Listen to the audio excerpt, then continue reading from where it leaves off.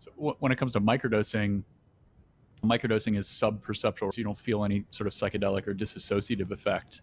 Do you have any experience with microdosing? And it's one of these things, it's more like a vitamin. Like, how do you really know if it's working or not?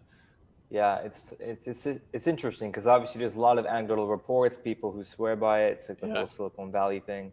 But the research is very like it goes both ways. Like a lot of it is showing that it might all be placebo, or there's studies that do find changes. But yeah, interesting study where they asked the people like, how do you think this affected your thinking, your behavior, perception, and cognition?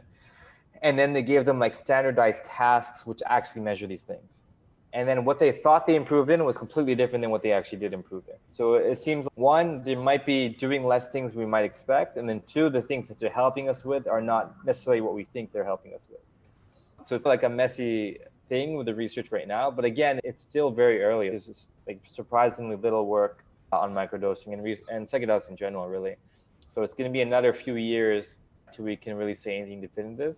My view is that we still need obviously these larger placebo-controlled studies where you're comparing it to placebo directly. And also, we need to figure out what the best tasks or behavioral paradigms are needed to actually tap into what it might be doing.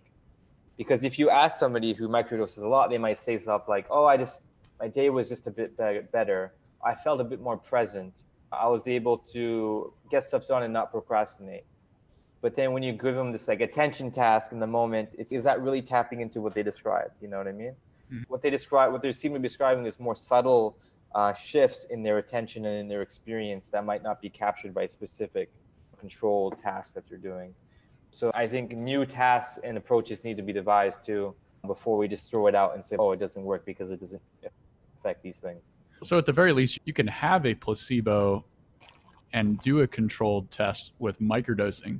How do people even do that with macrodoses? It's obvious whether or not you have taken the placebo or the psychedelic. Yeah, it's interesting. I think one, yeah, like as soon as you'll know within a little, like pretty fast, right?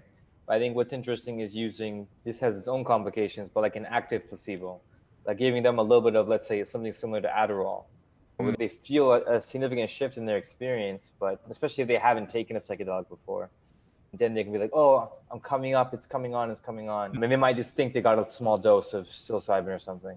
But a lot of studies so far don't really do that. They just inject salt water or like if it's an intravenous, or they give them salt water or some sugar pill type thing. And then it's very obvious very fast. So it's very hard to placebo control psychedelics.